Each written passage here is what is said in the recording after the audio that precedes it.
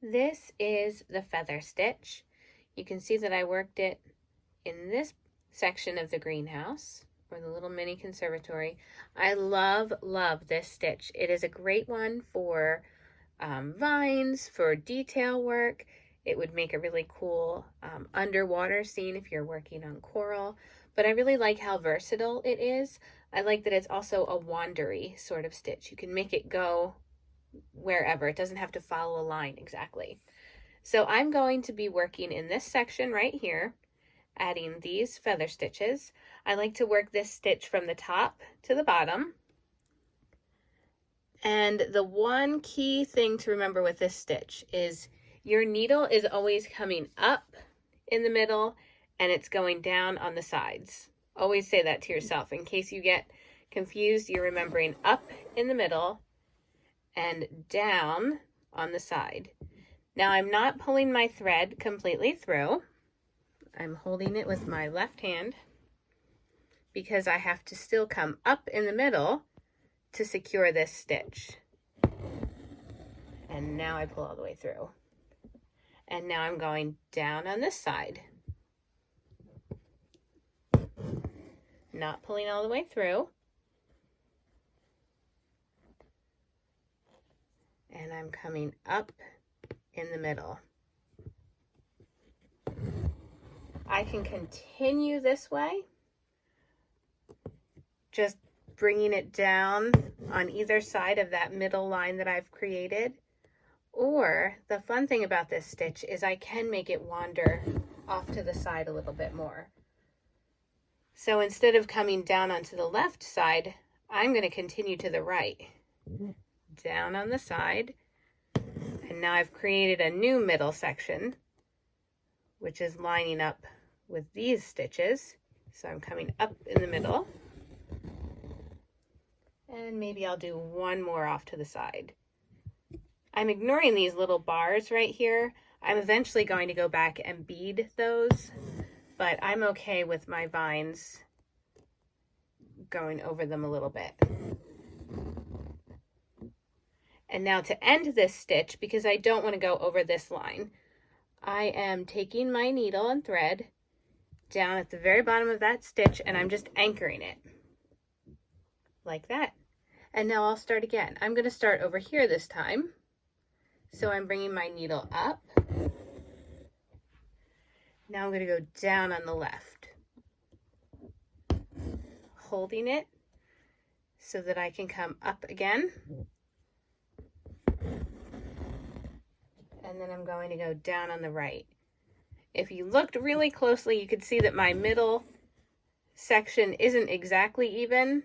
I'm not worried about that. I like the look of a wandery sort of stitch like this. And I'm going to go down on the left again.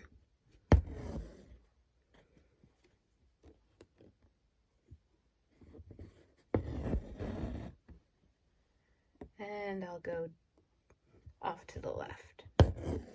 So I am going to continue feather stitching vines in this little conservatory. I'm going to end this by bringing my needle and thread through and anchoring it.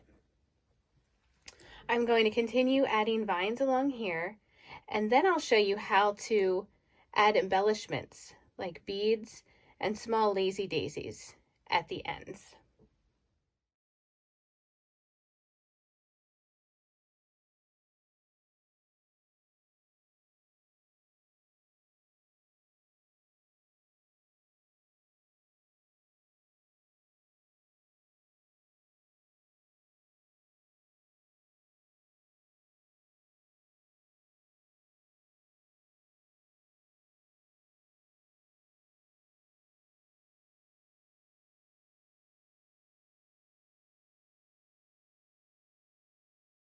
Okay, so I've finished my feather stitch here. You can see I've used two different weight threads.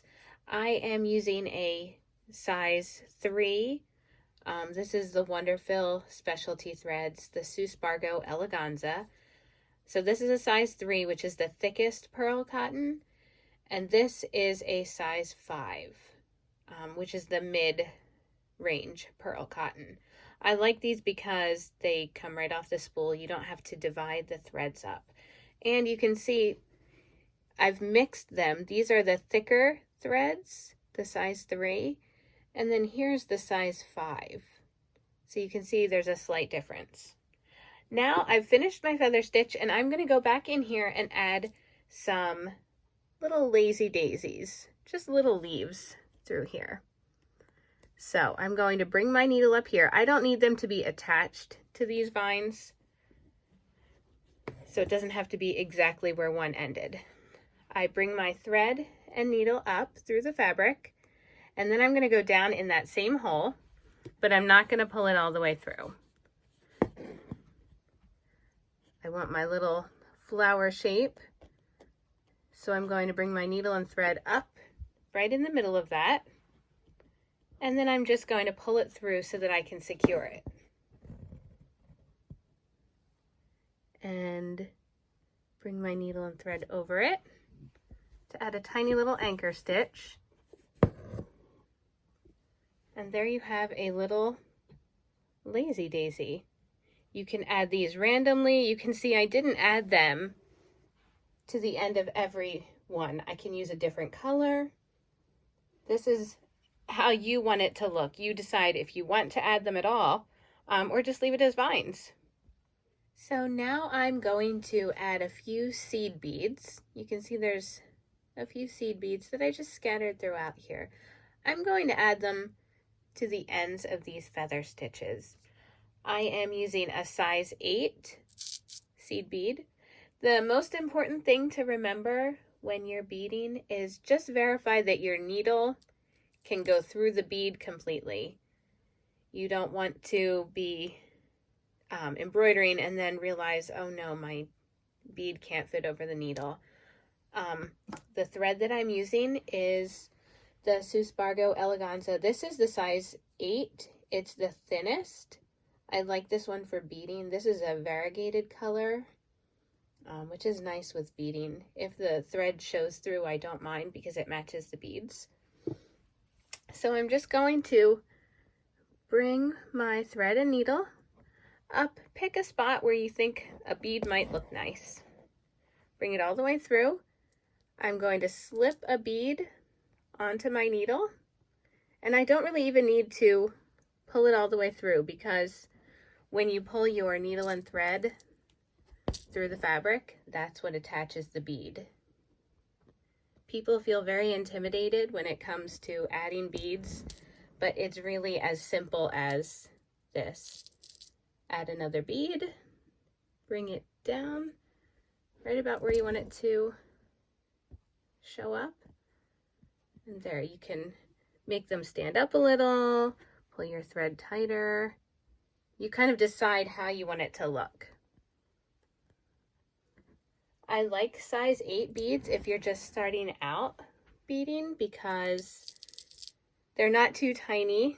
You don't need a really small needle. They're easy to add. You can see them.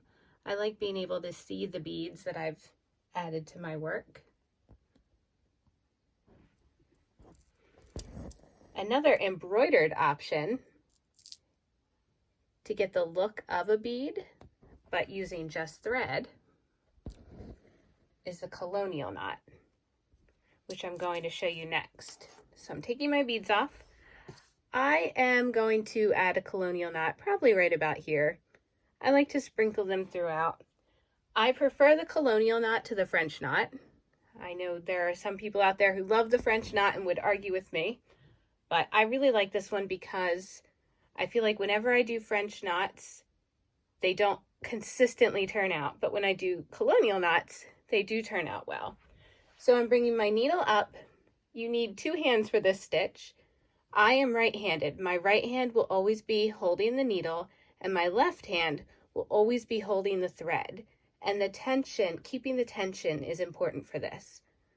So I'm making, it looks like a backwards C. You can see the thread here. Okay, so I'm going to hold this. I've made my backwards C. The thread doesn't want to cooperate, but you can see right there. Now I'm taking my needle through that thread. Okay, so through the C. Now this hand with my thread, my left hand, I'm taking over the needle and under the needle to make a figure 8, if you can see that. And now holding the tension, I'm taking my needle back down right next to where I originally came up. Still holding that thread, pull it all the way through. And there, it looks like a little bead, but it's the Colonial knot. Let's try another one. I'll put it right next to that. I like to cluster them together. So I'm pulling my thread and needle through. I'm making my backwards C, taking my needle through it.